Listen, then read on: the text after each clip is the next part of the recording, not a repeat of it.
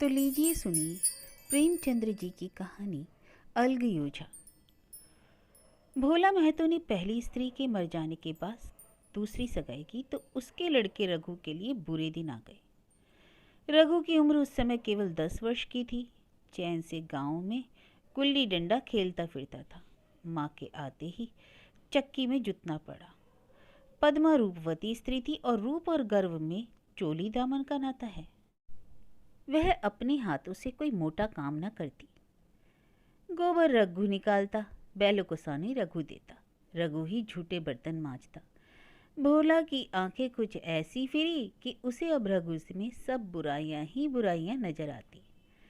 पन्ना की बातों को वह प्राचीन मर्यादा अनुसार आंखें बंद करके मान लेता था।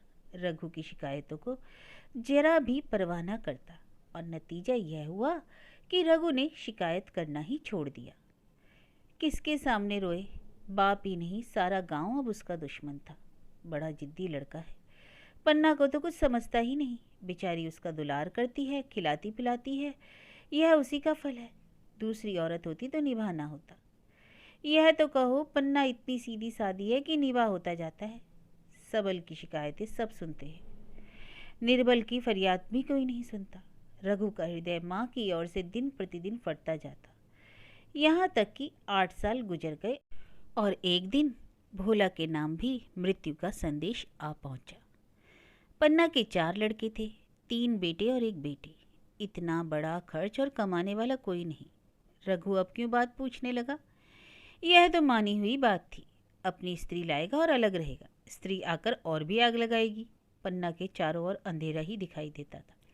पर कुछ भी हो, वह रघु की आश्रित बनकर घर में ना रहेगी। जिस घर में उसने राज किया उसमें अब लौंडी भी ना बनेगी। अरे जिस लौंडे को अपना गुलाम समझा उसका मुंह ना ताकेगी। वह सुंदर थी, अवस्था भी कुछ ऐसी ज़्यादा तो ना थी। जवानी अपनी पूरी बहार पर थी।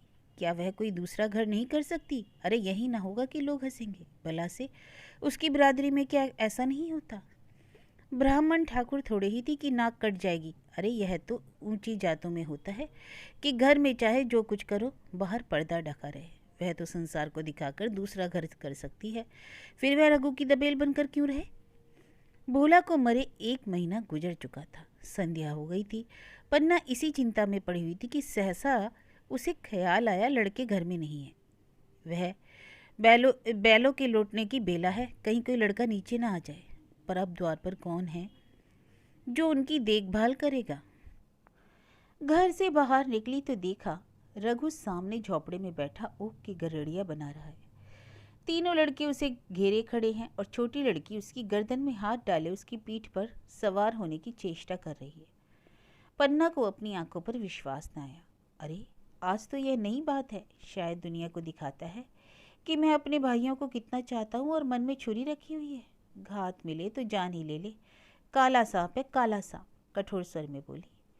तुम सबके सब वहाँ क्या करते हो? घर में आओ, सांझ की बेला है, गोरू आते होंगे। रघु ने विनीत नेत्रों से देखकर कहा, मैं तो हूँ काकी, डर किस बात का? बड़ा लड़का केदार बोला, काकी रघु दादा ने हमारे लिए 2 गाड़ियाँ बना दी हैं। यह देख, एक पर हम और खुन्नू बैठेंगे, दूसरी पर लक्ष्मण और झुनिया। दादा दोनों गाड़ियाँ खींचेंगे। यह कहकर वह एक कोने से 2 छोटी छोटी गाड़ियाँ निकाल लाए। 4 पहिए लगे थे। बैठने के लिए तख्ते और रोक के लिए दोनों तरफ बाजू थे। पन्ना ने आश्चर्य से पूछा, अरे ये गाड़ियाँ किसने बनाई?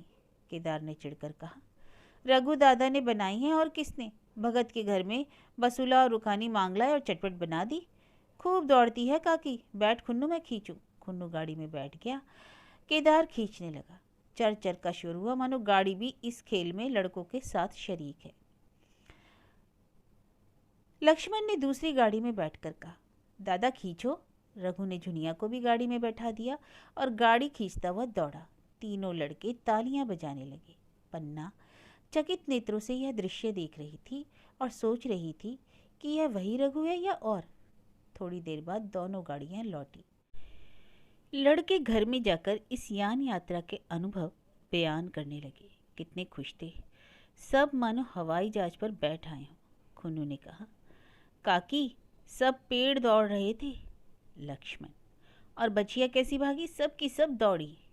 केदार, काकी रघु दादा दोनों गाड़ियों को एक साथ खींच ले जाते हैं। झुनिया सबसे छोटी थी। उसकी व्यंजना शक्ति उछल कूद और नेत्रों तक परिमित थी। तालियां बजा बजा कर नाच रही थी। खुन्नू, अब हमारे घर गाय भी आएगी जय काकी। रघु दादा ने गिरधारी से कहा है कि हमें गाय ला दो। गिरधारी बोला, कल लाऊंगा। केदार, 3 सेर दूध देती है काकी, खूब दूध पिएंगे। इतने में रघु भी अंदर आ गया। पन्ना ने अवहेला की दृष्टि से देखकर पूछा, क्यों रघु, तुमने गिरधारी से कोई गाय मांगी है? रघु ने क्षमा प्रार्थना के भाव से कहा, हाँ मांगी तो है, कल लावेगा। पन्ना, रुपए किसके घर से आएंगे यह भी सोचा है? रघु, सब सोच लिया है काकी। मेरी ये मोहर नहीं है, इसके 25 रुपये मिल रहे हैं। 5 रुपये बचिया के मुजरा दे दूंगा, बस गाय अपनी हो जाएगी। पन्ना सन्नाटे में आ गई। अब उसका अविश्वासी मन भी रघु के प्रेम और सज्जनता को अस्वीकार न कर सका। बोली, मोहर को क्यों बेच देते हो? गाय की अभी कौन जल्दी है, हाथ में पैसे हो जाए तो ले लेना। सुना सुना गला अच्छा न लगेगा। इतने दिनों गाय नहीं रही तो क्या लड़के नहीं जिए? रघु दार्शनिक भाव से बोला, बच्चों के खाने पीने के यही दिन है काकी। इस उम्र में न खाया तो फिर कब खाएंगे? मोहर पहनना मुझे अच्छा भी नहीं लगता। लोग समझते होंगे कि बाप तो मर गया, इसे मोहर पहनने का अभी सूझा है। बोला, मैं तो गाय की चिंता में ही चल बसे। ना रुपए आए ना गाय मिली, मजबूर थे। रघु ने वह समस्या कितनी सुगमता से हल कर दी। आज जीवन में पहली बार पन्ना को रघु पर विश्वास आया। बोली, जब गहना ही बेचना है तो अपनी मोहर क्यों बेचोगे, मेरी हंसली ले लो। रघु, नहीं काकी, अब तुम्हारे गले में बहुत अच्छी लगती है। मर्दों का क्या, मोहर पहने ना पहने। पन्ना, चल मैं बूढ़ी हुई, मुझे अब हंसली पहनकर क्या करना है? तू अभी लड़का है, तेरा सुना गला अच्छा ना लगेगा। रघु मुस्कुराकर बोला, तुम अभी से कैसे बूढ़ी हो गई? गांव में कौन तुम्हारे बराबर है? रघु की सरल आलोचना ने पन्ना को लज्जित कर दिया। उसके रूखे मुरझाए मुख पर प्रसन्नता की लाली दौड़ गई। 5 साल गुजर गए। रघु का सब मेहनती, ईमानदार, बात का धनी दूसरा किसान गांव में ना था। पन्ना की इच्छा के बिना कोई काम न करता। उसकी उम्र अब 23 साल की हो गई थी। पन्ना बार बार कहती, भैया बहू को विदा करा लाओ, कब तक नैहर में पड़ी रहेगी? सब लोग मुझी को बदनाम करते हैं कि यही बहू को ना आने देती। मगर रघु टाल देता, कहता कि अभी जल्दी क्या है। उसे अपनी स्त्री के रंग ढंग का कुछ परिचय दूसरों से मिल ही चुका था। ऐसी औरत को घर में लाकर वह अपनी शांति में बाधा नहीं डालना चाहता था। आखिर एक दिन पन्ना ने जिद करके कहा, तो तुम ना लाओगे? अरे कह दिया ना, अभी कोई जल्दी नहीं।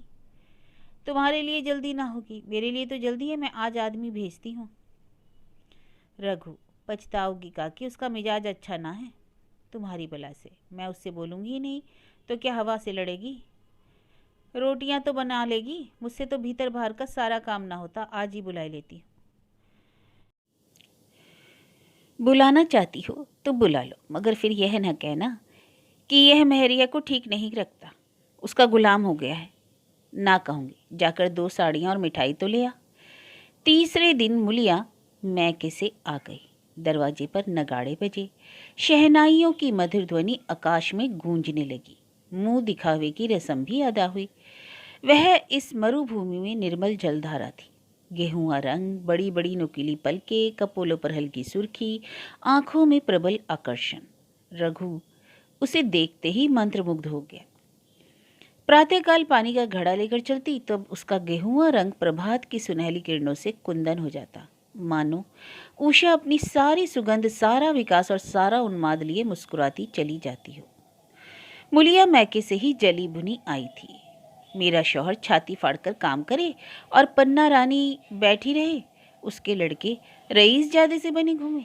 मुलिया से यह बर्दाश्त तो ना होगा। वह किसी की गुलामी ना करेगी। अपने लड़के तो अपने होते नहीं, भाई किसके होते हैं? जब तक पर नहीं निकलते रघु को घेरे हुए, ज्यों ही जरा सिहाने हुए सब झाड़ कर निकल जाएंगे, बात भी ना पूछेंगे। एक दिन उसने रघु से कहा, तुम्हें इस तरह गुलामी करनी हो तो करो, मुझसे ना होगी। रघु, तो फिर क्या करूं, तू ही बता।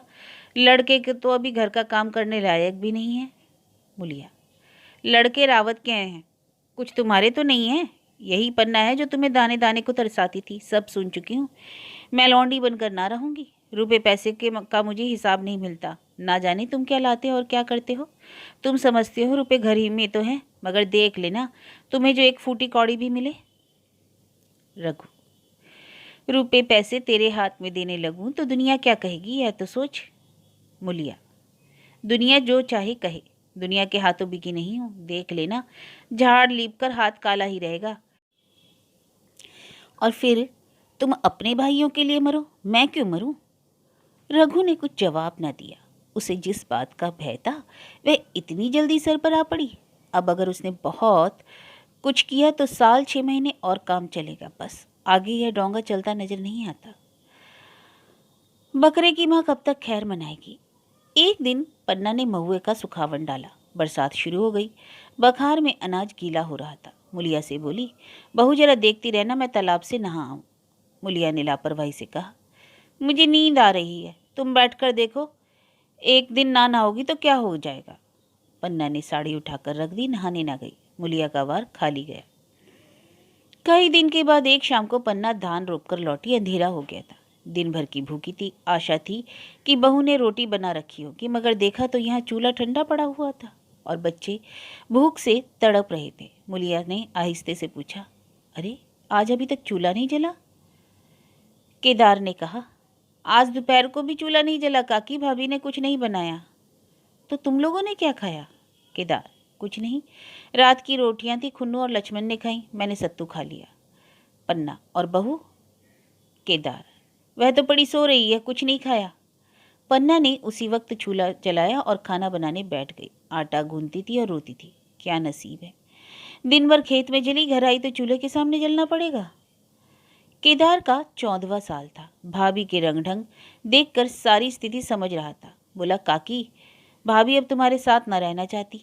पन्ना ने चौंक कर पूछा, क्यों, कुछ कहती थी। केदार, कहती तो कुछ नहीं थी, मगर है तो उसके मन की यही बात, और फिर तुम क्यों नहीं उसे छोड़ देती, जैसे चाहे रहे, हमारा भी भगवान है। पन्ना ने दांतों से जीभ दबाकर कहा, चुप, आज तुमने मेरे सामने ऐसी बात कह दी, इसके बाद भूल कर भी ना कहना। रघु तुम्हारा भाई नहीं, बाप भी है। मुलिया से कभी बोलोगे तो समझ लेना जहर खा लूंगी। दशहरे का त्योहार आया। इस गांव से कोस भर एक पूर्वे में मेला लगा। गांव के सब लड़के मेला देखने चले। पन्ना भी लड़कों के साथ चलने को तैयार हुई, मगर पैसे कहाँ से आए। कुंजी तो मुलिया के पास थी। रघु ने आकर मुलिया से कहा, लड़के मेले जा रहे हैं, सबको 2-2 आने पैसे दे दे। मुलिया ने त्योरियां चढ़ाकर कहा, पैसे घर में नहीं है। रघु, अभी तो तिलहन बिका था, क्या इतनी जल्दी रुपए उठ गए। मुलिया, हाँ उठ गए। कहाँ उठ गए, जरा सुनो, आज त्योहार के दिन लड़के मेला ना जाएंगे। मुलिया, अपनी काकी से कहो पैसे निकाले, गाड़ कर क्या करेगी। खूंटी पर कुंजी लटक रही थी। रघु ने कुंजी उतारी और चाह की संदूक खोले कि मुलिया ने उसका हाथ पकड़ लिया और बोली, कुंजी मुझे दे दो, नहीं तो ठीक ना होगा, खाने पहनने को भी चाहिए, कागज किताब को भी चाहिए, और उस पर मेला भी देखने को चाहिए। हमारी कमाई इसलिए तो नहीं कि दूसरे खाएं और मुझे पर ताव दे। पद्मा ने रघु से कहा, भैया पैसे क्या होंगे, लड़के मेला देखने ना जाएंगे। रघु ने झिड़क कर कहा, मेला देखने क्यों ना जाएंगे, सारा गांव जा रहा है, हमारे लड़के भी जाएंगे। यह कहकर रघु ने अपना हाथ छुड़ा लिया और पैसे निकालकर लड़कों को दे दिए। मगर कुंजी जब मुलिया को देने लगा तब उसने उसे आंगन में फेंक दिया और मुंह लपेट कर लेट गई। लड़के मेला देखने ना गए। इसके बाद 2 दिन गुजर गए। मुलिया ने कुछ नहीं खाया और पन्ना भी भूखी रही। रघु कभी इसे मनाता कभी उसे, पर ना उठती वह। आखिर रघु ने हैरान होकर मुलिया से पूछा, कुछ मुंह से तो क्या, चाहती क्या है। मुलिया ने धरती को संबोधित करके कहा, मैं कुछ नहीं चाहती हूँ, तू मुझे बस घर पहुँचा दे। अच्छा उठ, बना खा, पहुँचा दूंगा, रघु ने कहा। मुलिया ने रघु की ओर आंखें उठाई। रघु उसकी सूरत देखकर डर गया। वह माधुर्य, वह मोहकता, वह लावण्य गायब हो गया था। दांत निकल आए थे, आंखें फट गई थी और नथुने फड़क रहे थे। अंगार किसी लाल आंखों से देखकर बोली, अच्छा तो काकी ने यह सलाह दी, यह मंत्र पढ़ाया, तो यहाँ ऐसी कच्ची नहीं हो, तुम दोनों की छाती पर मूंग दलूंगी। हो किस फेर में तुम लोग। रघु, अच्छा तो मूंग ही दल लेना, कुछ खा पी लेगी तभी तो मूंग दल सकेगी। मुलिया, अब तो तभी मुंह में पानी डालूंगी जब घर अलग हो जाएगा, बहुत झेल चुकी, अब नहीं झेला जाता। रघु सन्नाटे में आ गया। 1 मिनट तो उसके मुंह से आवाज़ ही ना निकली। अलग होने की उसने स्वप्न में भी कल्पना ना की थी। उसने गांव में 2-4 परिवारों को अलग होते देखा था, खूब जानता था। रोटी के साथ लोगों के हृदय भी अलग हो जाते हैं, अपने हमेशा के लिए गैर हो जाते हैं। फिर उससे वही नाता रह जाता है जो गांव के और आदमियों में। रघु ने मन में ठान लिया था कि इस विपत्ति को घर में ना आने दूंगा, मगर होनहार के सामने उसकी एक चाल ना चली। आह, मेरे मुंह में कालिक लगेगी। दुनिया तो यही कहेगी कि बाप के मर जाने पर 10 साल भी एक में निभा ना हो सका। फिर किससे अलग हो जाऊं? जिनको गोद में खिलाया, जिनको बच्चों की तरह पाला, जिनके लिए तरह तरह के कष्ट झेले, उन्हीं से अलग हो जाऊं? अपने प्यारों को घर से निकाल बाहर करूं? उसका गला फंस गया। कांपते हुए स्वर में बोला, तू क्या चाहती है? मैं अपने भाइयों से अलग हो जाऊं? भला सोच तो, कहीं मुंह दिखाने लायक रहूंगा? मुलिया, तो मेरा निभा इन लोगों के साथ ना होगा। रघु, तो तू अलग हो जा, मुझे अपने साथ क्यों घसीटती है? मुलिया, तो मुझे क्या तुम्हारे घर में मिठाई मिलती है? मेरे लिए क्या संसार में जगह नहीं? तेरी जैसी मर्जी, जा चाहे रहे। मैं अपने घर वालों से अलग नहीं हो सकता। जिस दिन इस घर में 2 चूल्हे जलेंगे, उस दिन मेरे कलेजे के 2 टुकड़े हो जाएंगे। मैं यह चोट नहीं सह सकता। तुझे जो तकलीफ हो वह मैं दूर कर सकता हूँ। माल असबाब की मालकिन तू ही है, अनाज पानी तेरे ही हाथ में है। अब रह गया क्या? अगर कुछ काम धंधा करना नहीं चाहती मत कर। भगवान ने मुझे समाई दी होती तो तुझे तिनका तक उठाने ना देता। तेरे यह सुकुमार हाथ पांव मेहनत मजदूरी करने के लिए बनाए ही नहीं गए हैं। मगर क्या करूं, अपना कुछ बस ही नहीं। फिर भी तेरा जी काम करने को ना चाहे मत कर, मगर मुझसे अलग होने को ना कहे, तेरे पैरों पड़ता हूँ। मुलिया ने सिर से आंचल खिसकाया और जरा समीप आकर बोली, मैं काम करने से नहीं डरती और ना बैठे बैठे खाना चाहती हूँ, मगर मुझसे किसी की धौंस ना सही जाती। तुम्हारी ही काकी घर का कामकाज करती है तो अपने लिए करती है, अपने बाल बच्चों के लिए करती है। मुझ पर तो कोई एहसान नहीं करती, फिर मुझ पर धौंस क्यों जमाती हैं? उन्हें अपने बच्चे प्यारे होंगे, मुझे तो तुम्हारा आसरा है। मैं अपनी आंखों से यह नहीं देख सकती कि सारा घर तो चैन करे, जरा जरा से बच्चे तो दूध पिए, और जिसके बलबूते पर गृहस्थी थमी हुई है मट्ठे को तरसे, कोई उसका को पूछने वाला ना हो। अरे जरा अपना मुंह तो देखो, कैसी सूरत निकल आई है। औरों के तो 4 बरस में अपने पट्टे तैयार हो जाएंगे, तुम तो 10 साल में खाट पर पड़ जाओगे। बैठ जाओ। खड़े क्यों हो? क्या मार कर भागोगे? मैं तुम्हें जबरदस्ती ना बांध लूंगी। यहाँ ऐसे निर्मोहियों से पाला पड़ेगा तो इस घर में भूल कर भी ना आती, आती भी तो मन ना लगाती। मगर अब तो मन तुमसे लग गया। घर भी जाऊं तो मन यहाँ ही रहेगा, और तुम जो हो मेरी बात ही नहीं पूछते। मुलिया की ये रसीली बातें रघु पर कोई असर न डाल सकी। वह उसी रुखाई से बोला, मुलिया, मुझसे यह ना होगा। अलग होने का ध्यान करते ही मेरा मन ना जाने कैसा हो जाता है। यह चोट मुझसे ना सही जाएगी। मुलिया ने परिहास करके कहा, तो तू चूड़ियाँ पहनकर अंदर बैठो ना, लाओ मैं मुझे लगा लूँ। मैं तो समझती थी कि तुम में भी कुछ कसबल है, अब देखती हूँ निरे मिट्टी के लोदे हो। पन्ना दालान में खड़ी दोनों की बातचीत सुन रही थी। अब उससे ना रहा गया, सामने आकर रघु से बोली, अरे जब वह अलग होने पर तुली हुई है तो फिर तुम क्यों उसे जबरदस्ती मिलाई रखना चाहते हो? तुम उसे लेकर रहो, हमारे भगवान मालिक हैं। जब महतो मर गए थे और कहीं पत्ती का छांव नहीं था, तब भी उस वक्त भगवान ने निभा दिया, तो अब क्या डर? अब तो भगवान की दया से तीनों लड़के सयाने हो गए हैं, अब कोई चिंता नहीं। रघु ने आंसू भरी आंखों से पन्ना को देखकर कहा, काकी तू भी पागल हो गई है, जानती नहीं? 2 रोटियां होते ही 2 मन भी हो जाते हैं। पन्ना, जब वह मानती ही नहीं तब तुम क्या करोगे? भगवान की यही मर्जी होगी तो कोई क्या करेगा। जितने दिन एक साथ रहना लिखा था उतने दिन रह लिए, अब उसकी यही मर्जी है तो यही सही। तुमने मेरे बाल बच्चों के लिए जो कुछ किया वह मैं नहीं भूल सकती। तुमने इनके सिर पर हाथ ना रखा होता तो आज इनकी ना जाने क्या गति होती, ना जाने किसके द्वार पर ठोकरें खाते होते, और ना जाने कहाँ कहाँ भीख मांगते फिरते। तुम्हारा जस मरते दम तक गाऊंगी। अगर मेरी खाल तुम्हारे जूते बनाने के काम में आए तो खुशी से दे दूं। चाहे तुमसे अलग हो जाऊं, पर जिस घड़ी तुम पुकारोगे कुत्ते की तरह दौड़ी आऊंगी। यह भूल कर भी ना सोचना कि तुमसे अलग होकर मैं तुम्हारा बुरा चाहूंगी।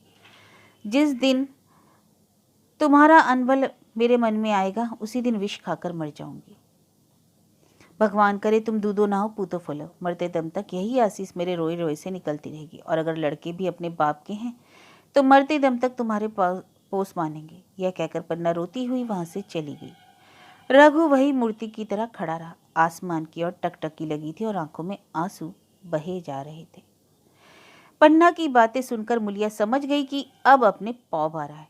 चटपट उठी, घर में झाड़ू लगाया, चूल्हा जलाया, कुआं से पानी लाने चली। उसकी टेक पूरी हो गई थी। गांव में स्त्रियों के दो दल होते हैं, एक बहुओं का, दूसरी सासों का। बहुएं सलाह और सहानुभूति के लिए अपने दल में जाती हैं और सासें अपने दल में। दोनों की पंचायतें अलग अलग हैं। मुलिया को कुएं पर 2-3 बहुएं मिल गई। एक ने पूछा, आज तो तुम्हारी बुढ़िया बहुत रोद हो रही थी। मुलिया ने विजय गर्व से कहा, इतने दिनों से घर की मालकिन जो बनी हुई है, राजपाट छोड़ते किसे अच्छा लगता है। बहन, मैं उनका बुरा नहीं चाहती, लेकिन एक आदमी की कमाई में कहाँ तक बरकत होगी। मेरी भी तो यहाँ यही खाने पीने पहनने ओढ़ने के दिन है। अभी उनके पीछे मरो, फिर बाल बच्चे हो जाए, उनके पीछे मरो, सारी जिंदगी रोते ही कट जाए। एक बहू, बुढ़िया यही चाहती थी कि बस जन्म भर लौंडी बनी रहे, मोटा झोटा खाए और पड़ी रहे। दूसरी बहू, किस भरोसे पर कोई मरे। अपने लड़के तो बात पूछते नहीं, पराए लड़कों का क्या भरोसा। कल इनके हाथ पांव हो जाएंगे, फिर कौन पूछता है। अपनी अपनी मेहरारियों का मुंह देखेंगे। पहले से ही फटकार देना अच्छा है, फिर तो कोई कलंक ना होगा। मुलिया पानी लेकर गई, खाना बनाया, रघु से बोली, जाओ नहाओ, रोटी तैयार है। रघु ने मानो सुना ही नहीं, सिर पर हाथ रखकर द्वार की तरफ ताकता रहा। मुलिया, क्या कहती हूँ, कुछ सुनाई नहीं देता। रोटी तैयार है, जाओ नहाओ।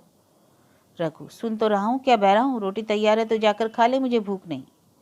मुलिया ने फिर कुछ नहीं कहा, जाकर चूल्हा बुझा दिया, रोटियां उठाकर छीके पर रख दी और मुंह ढककर लेटी रही। जरा देर में पन्ना आकर बोली, खाना तो तैयार है, नहा धोकर खा लो, वह भी तो भूखी होगी। रघु ने झुंझलाकर कहा, काकी, तू घर में रहने देगी कि मुंह में कालिक लगाकर कहीं निकल जाऊं। खाना तो खाना ही है, आज ना खाऊंगा कल खाऊंगा, लेकिन अभी मुझसे ना खाना खाया जाएगा। केदार क्या अभी मदरसे से नहीं आया। पन्ना, नहीं, अभी तो नहीं आया, आता ही होगा। पन्ना समझ गई कि जब तक वह खाना बनाकर लड़कों को ना खिलाएगी और खुद ना खाएगी, रघु ना खाएगा। और इतना ही नहीं, उसे रघु से लड़ाई भी करनी पड़ेगी, उसे जली कुटी सुनानी भी पड़ेगी। उसे यह दिखाना पड़ेगा कि मैं ही उससे अलग होना चाहती हूँ, नहीं तो वह इसी चिंता में घुल घुल कर प्राण दे देगा। यह सोचकर उसने अलग चूल्हा जलाया और खाना बनाने लगी। इतने में केदार और खुन्नू मदरसे से आ गए। पन्ना ने कहा, आओ बेटा, खा लो, रोटी तैयार है। केदार ने पूछा, भैया को बुला लूँ ना। पन्ना, तुम आकर खा लो, उसकी बहू रोटी अलग बनाई है। खुन्नू, जाकर भैया से पूछना आओ। पन्ना, जब उनका जी खाएगा खाएंगे, तू बैठकर खा। तुझे इन बातों से क्या मतलब। जिसका जी चाहेगा खाएगा, जिसका जी ना चाहेगा ना खाएगा। जब वह उसकी बीवी अलग रहने पर तुले हैं तो कौन मनाए। तो क्यों अम्मा जी, क्या अब हम अलग घर में रहेंगे। केदार ने पूछा। पन्ना, उनका जी चाहे तो एक घर में रहें, जी चाहे तो आंगन में दीवार डाल लें। खुन्नू ने दरवाजे पर आकर झांका। सामने फूस की झोंपड़ी थी, वहीं काट पर पड़ा रघु नारियल पी रहा था। खुन्नू, अरे भैया तो अभी नारियल लिए बैठे हैं, जब जी चाहेंगे खाएंगे। पन्ना ने कहा। भैया ने भाभी को डांटा नहीं। केदार बोला। मुलिया अपनी कोठरी में पड़ी सुन रही थी, बाहर आकर बोली, भैया ने तो नहीं डांटा, अब तुम आकर डांटो। केदार के चेहरे का रंग उड़ गया, फिर जबान ना खुली। तीनों लड़कों ने खाना खाया और बाहर निकले। लू चलने लगी। आम के बाग में गांव के लड़के लड़कियां हवा से गिरे हुए आम चुन रहे थे। केदार ने कहा, आज हम भी आम चुनने चले, खूब आम गिर रहे हैं। खुन्नू, दादा जो बैठे हैं। लक्ष्मण, मैं न जाऊंगा, दादा घुड़केंगे। अरे अब तो वह अलग हो गए। केदार ने कहा। लक्ष्मण, तो अब हमको कोई ना मारेगा, अब दादा भी ना बोलेंगे। वारे, अब क्यों बोलेंगे। केदार ने कहा। रघु ने तीनों लड़कों को दरवाजे पर खड़े देखा, पर कुछ बोला नहीं। पहले तो वह घर से बाहर निकलते ही उन्हें डांट बैठता था, पर आज वह मूर्ति के समान निश्चल बैठा रहा। अब लड़कों को कुछ साहस हुआ, कुछ दूर और आगे बढ़े। रघु अभी भी ना बोला, कैसे बोले वह सोच रहा था। काकी ने लड़कों को खिला पिला दिया और मुझसे पूछा तक नहीं, क्या उसकी आंखों पर भी पर्दा पड़ गया है। अगर मैंने लड़कों को पुकारा तो वह ना आए तो मैं उनको मार पीट तो सकूंगा। लू में सब के सब मारे मारे फिरेंगे, कहीं बीमार ना पड़ जाए। उसका दिल महसूस कर रह जाता था, लेकिन मुंह से कुछ ना कह सकता था। लड़कों ने देखा कि यह अब बिल्कुल नहीं बोलते तो निर्भय होकर चल पड़े। सहसा मुलिया ने आकर कहा, अब तो उठोगे कि अब भी नहीं उठोगे। जिनके नाम पर फाका कर रहे थे उन्होंने मजे से लड़कों को खिलाया और आप खाया, आराम से सो रही हैं। मोर पिया, मेरी बात ना पूछे, मोर सुहागिन ना हो। एक बार भी तो मुंह से ना फटा कि भैया खा लो। रघु को इस समय मर्मांतक पीड़ा हो रही थी। मुलिया के इन कठोर शब्दों ने घाव पर नमक छिड़क दिया। दुखित नेत्रों से देखकर बोला, तेरी जो मर्जी थी वही तो हुआ, अब जा जा ढोल बजा। मुलिया, नहीं, तुम्हारे लिए थाली परोसे बैठी हूँ। रघु, मुझे चिढ़ा मत, तेरे पीछे मैं भी बदनाम हो रहा हूँ। जब तू किसी की होकर नहीं रहना चाहती तो दूसरे की क्या गरज है जो तेरी खुशामद करे। जाकर काकी से पूछ, लड़के आम चुनने गए, उन्हें पकड़ लाऊं। मुलिया अंगूठा दिखाकर बोली, यह जाता है, तुम्हें 100 बार गरज हो जाकर पूछो। इतने में पन्ना भी भीतर से निकल आई। रघु ने पूछा, लड़के बागीचे में चले गए, काकी तू चल रही है। पन्ना, अब उनको कौन पूछता है, बागीचे में जाए, पेड़ पर चढ़े, पानी में डूबे, मैं अकेली क्या क्या करूं, जाकर पकड़ लाऊं। जब तुम्हें अपने मन से नहीं जाना है तो फिर मैं जाने को क्यों कहूं। तुम्हें रोकना होता तो रोकना देते, तुम्हारे सामने ही तो गए हैं। पन्ना की बात पूरी ना हुई थी कि रघु ने नारियल कोने में रख दिया और बाग की तरफ चला। रघु लड़कों को लेकर बाग से लौटा तो देखा मुलिया अभी तक झोपड़ी में खड़ी है। बोला, तू जाकर खा क्यों नहीं लेती, मुझे इस बेला भूख नहीं। मुलिया ऐंठ कर बोली, हाँ हाँ भूख क्यों लगेगी, भाइयों ने खाया, वह तुम्हारे पेट में जो पहुंच गया होगा। रघु ने दांत पीस कर कहा, मुझे जला मत मुलिया, नहीं अच्छा ना होता, खाना कहीं भागा नहीं जाता, एक बेला ना खाऊंगा तो मर ना जाऊंगा। क्या तू समझती है घर में आज कोई छोटी बात हो गई है। तूने घर में चूल्हा नहीं जलाया, मेरे कलेजे में आग लगाई है। मुझे घमंड था कि और चाहे जो हो जाए पर मेरे घर में फूट का रोग ना आने पावेगा, पर तूने तो मेरा सारा घमंड चूर कर दिया। प्रारब्ध की बात है। मुनिया तिनक कर बोली, सारा मोह छो तुम्ही को है और किसी को भी नहीं। मैं तो किसी को तुम्हारी तरह बिसुरते नहीं देखती। रघु ने ठंडी सांस खींचकर कहा, मुलिया घाव पर नोन न छिड़क, तेरे ही कारण मेरी पीठ में धूल लग रही है। मुझे इस गृहस्थी का मोह ना होगा तो किसे होगा। मैंने ही तो इसे मरमर जोड़ा है। जिनको गोद में खिलाया वही अब मेरे पट्टीदार होंगे। जिन बच्चों को मैं डांटता था उन्हें आज कड़ी आंखों से भी नहीं देख सकता। मैं उनके भले के लिए भी कोई बात करूं तो दुनिया यह कहेगी कि यह अपने भाइयों को लूटे लेता है। जा मुझे छोड़ दे, अभी मुझसे कुछ ना खाया जाएगा। मुलिया, मैं कसम रखा दूंगी, नहीं चुपके से चले चलो। रघु, देख अभी कुछ नहीं बिगड़ा, अपनी हट छोड़ दे, मेरा ही लहू पिए जो खाने ना उठे। मुलिया ने कहा। रघु ने कानों पर हाथ रखकर कहा, यह तूने क्या किया मुलिया, मैं तो उठ ही रहा था, चल खा लो। नहाने धोने कौन जाए, लेकिन इतना कह देता हूँ, चाहे 4 की जगह 6 रोटियां खा जाऊं, चाहे तू मुझे घी के मटके में डुबो ही दे, पर यह दाग मेरे दिल से ना मिटेगा। मुलिया, दाग वाग सब मिट जाएगा, पहले सबको ऐसा ही लगता है, देखते नहीं हो उधर कैसे चैन की बंसी बज रही है। वह तो मना ही रही थी कि किसी तरह यह सब अलग हो जाए। अब वह पहले किसी चांदी तो नहीं कि जो कुछ घर में आए सब गायब, अब क्यों हमारे साथ रहने लगी। रघु ने आहत स्वर में कहा, इसी बात का तो मुझे गम है, काकी से तो ऐसी आशा ना थी। रघु खाने बैठा तो कौर विष के घूंट सा लगता था, जान पड़ता था रोटियां भूसी की हैं, दाल पानी सी लगती थी, पानी भी कंठ के नीचे ना उतरता। दूध की तरफ देखा तक नहीं, 2-4 ग्लास खाकर उठाया जैसे किसी प्रियजन के श्राद्ध का भोजन हो। रात को भोजन भी उसने इसी तरह किया। भोजन क्या किया, कसम पूरी की। रात भर उसका चित्त उद्विग्न रहा। एक अज्ञात शंका उसके मन पर छाई हुई थी, वैसे भोला महतो द्वार पर बैठा रो रहा है। वह कई बार चौंक कर उठा, ऐसा जान पड़ा भोला उसकी ओर तिरस्कार की आंखों से देख रहा है। वह दोनों जून भोजन करता था पर जैसे शत्रु के घर। भोला की शोक मग्न मूर्ति आंखों से न उतरती थी। रात को उसे नींद न आती, पर वह गांव से निकलता तो इस तरह मुंह चुराए सिर झुकाए मानो गौ हत्या की हो। 5 साल गुजर गए। रघु अब 2 लड़कों का बाप था। आंगन में दीवार खिंच गई, खेतों में मेड़े डाल दी गई थी और बैल बधिये बांट दिए गए थे। केदार की उम्र अब 16 साल की हो गई थी। उसने पढ़ना छोड़ दिया था और खेती का काम करता था। खुनू गायें चराता था। केवल लक्ष्मण अब तक मदरसे जाता था। पन्ना और मुलिया दोनों एक दूसरे की सूरत से जलती थी। मुलिया के दोनों लड़के बहुधा पन्ना के पास रहते, वही उन्हें उपटन मलती, वही काजल लगाती, वही गोद में लिए फिरती, मगर मुलिया के मुंह से अनुग्रह का एक शब्द भी ना निकलता। ना पन्ना ही इसकी इच्छुक थी। वह जो कुछ करती निर्भाव भाव से ही करती। उसके 2 लड़के कमाऊ हो गए थे। लड़की खाना पका लेती थी, वह खुद ऊपर का कामकाज कर लेती। इसके विरुद्ध रघु अपने घर का अकेला था, वह भी दुर्बल, अशक्त और जवानी में बूढ़ा। अभी आयु 30 वर्ष से अधिक न थी, लेकिन बाल खिचड़ी हो गए थे, कमर भी झुक चली थी, खांसी ने जीर्ण कर रखा था। देखकर दया आती थी, और खेती पसीने की वस्तु है। खेतों की जैसी सेवा होनी चाहिए थी वैसी उससे ना हो पाती। फिर अच्छी फसल कहाँ से आती? कुछ ऋणी भी हो गया था। वह चिंता और बीमारी डालती। चाहिए तो उसे अब यह था कि उसे कुछ आराम मिलता। इतने दिनों के निरंतर परिश्रम के बाद सिर का बोझ कुछ हल्का होता, किंतु मुलिया की स्वार्थपरता और अदूरदर्शिता ने लहराती हुई खेती उजाड़ दी। अगर सब एक साथ रहते तो वह अब तक पेंशन पा जाता। मजे से द्वार पर बैठा हुआ नारियल पीता। भाई काम करता, वह सलाह देता, मैं तो बना फिरता। कहीं किसी के झगड़े चुकाता, कहीं साधु संतों की सेवा करता। पर यह अवसर हाथ से निकल गया। अब तो चिंता भर दिन दिन बढ़ता जाता था। आखिर उसे धीमा धीमा ज्वर रहने लगा। हृदय शूल चिंता, कड़े परिश्रम और अभाव का यही पुरस्कार है। पहले कुछ परवाह ना की, समझा आप ही आप अच्छा हो जाएगा। मगर कमजोरी बढ़ने लगी तो दवा की फिक्र हुई। जिसने जो बता दिया खा लिया। डॉक्टर और वैद्यों के पास जाने की सामर्थ्य कहाँ, और सामर्थ्य भी होती तो रुपए खर्च देने के सिवा और नतीजा ही क्या था। जीर्ण ज्वर की औषधि आराम है और पुष्टिकारक भोजन।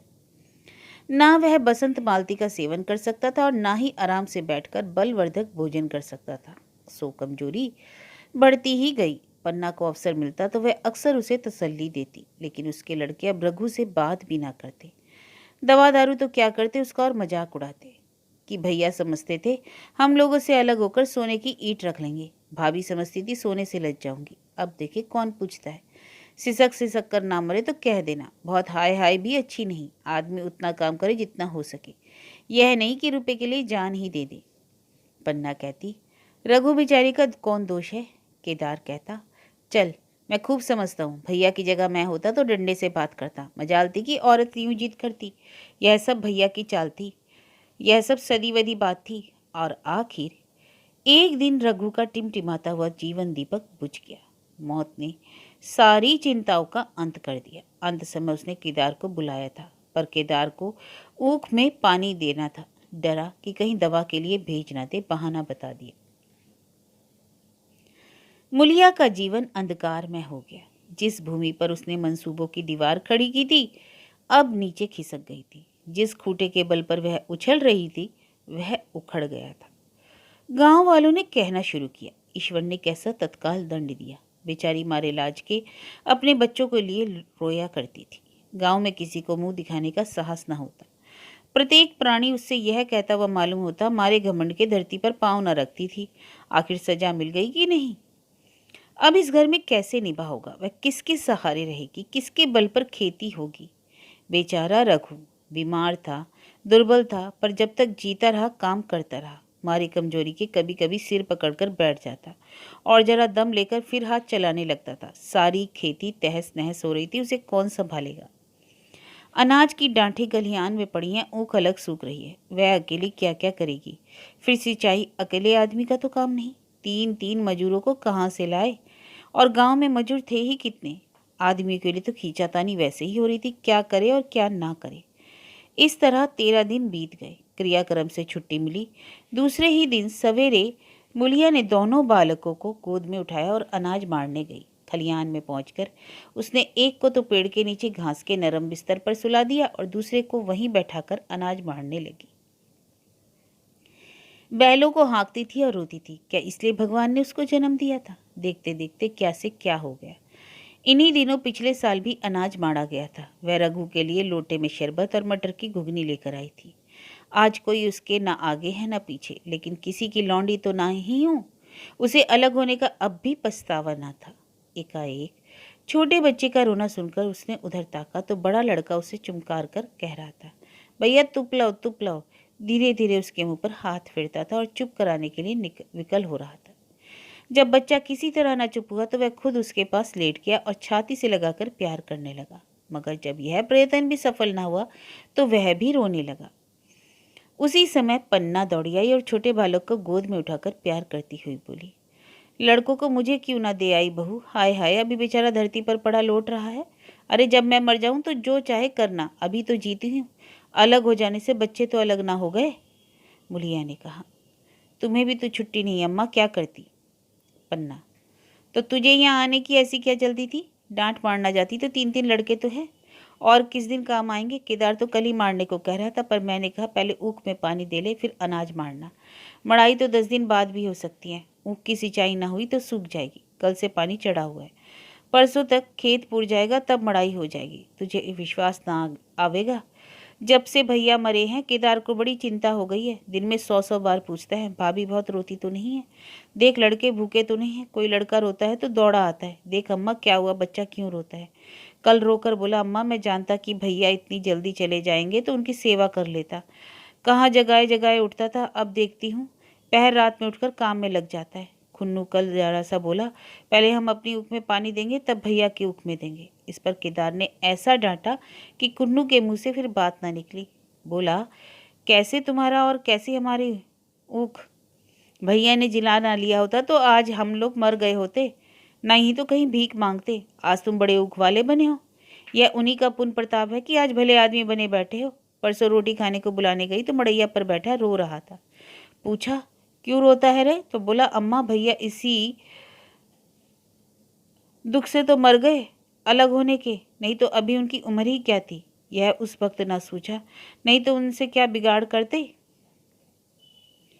यह कहकर पन्ना ने मुलिया की ओर संकेतपूर्ण दृष्टि से देखकर कहा, तुम्हें वह अलग न रहने देगा बहू, कहता है भैया हमारे लिए मर गए तो हम भी तो उनके बाल बच्चों के लिए मर जाएंगे। मुलिया की आंखों में आंसू जारी थे। पन्ना की बातों में आज सच्ची वेदना, सच्ची सांत्वना और सच्ची सदचिंता भरी हुई थी। मुलिया का मन कभी उसकी ओर इतना आकर्षित न हुआ था। जिनसे उसे व्यंग और प्रतिकार का भय था, वे इतने दयालु और इतने शुभेच्छु हो गए थे। आज पहली बार उसे अपनी स्वार्थपरता पर लज्जा आई। पहली बार आत्मा ने उसके अलगयोजे पर धिक्कारा। इस घटना को हुए 5 साल गुजर गए। पन्ना आज बूढ़ी हो गई है। केदार घर का मालिक है, मुलिया घर की मालकिन। खुन्नू और लक्ष्मण के विवाह हो चुके हैं, मगर केदार अभी तक कुंवारा है, कहता है विवाह ना करूंगा। कई जगह बातचीत हुई, कई सगाइयां आईं, पर उसने हामी ना भरी। पन्ना ने कंपे लगाए, जाल फैलाए, पर वह ना फंसा। कहता औरतों में कौन सू, मेहरिया घर में आई नहीं और आदमी का मिजाज बदला नहीं, फिर जो कुछ है वह मेहरिया है, माँ बाप भाई बंधु सब पर है। जब भैया जैसे आदमी का मिजाज बदल गया तो फिर दूसरों की क्या गिनती। 2 लड़के भगवान के दिए हैं, और क्या चाहिए। बिना ब्याह किए 2 बेटे मिल गए, इससे बढ़कर और क्या होगा। जिसे अपना समझो वह अपना है, जिसे गैर समझो वह गैर है। एक दिन पन्ना ने कहा, तो तेरा वंश कैसे चलेगा। केदार, मेरा वंश तो चल रहा है, दोनों लड़कों को अपना ही तो समझता हूँ। पन्ना, समझ नहीं पर है तो तू मुलिया को भी अपनी मेहरिया समझता होगा।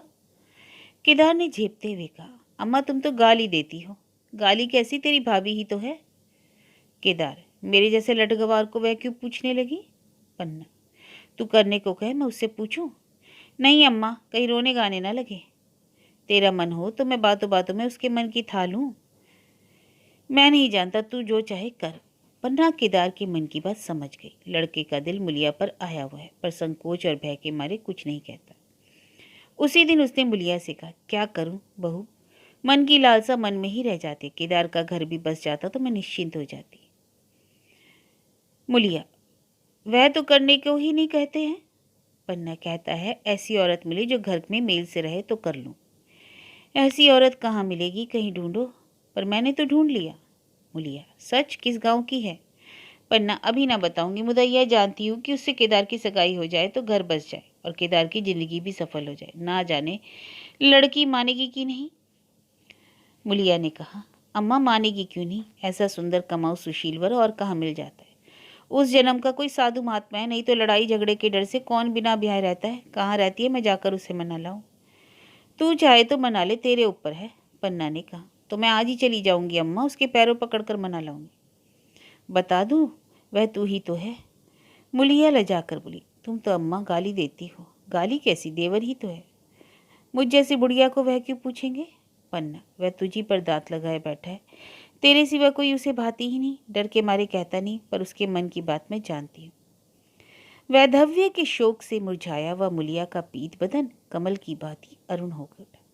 10 वर्षों में जो कुछ खोया था इसी एक क्षण में मानो ब्याज के साथ मिल गया। वही लावण्य, वही विकास, वही आकर्षण और वही लोच।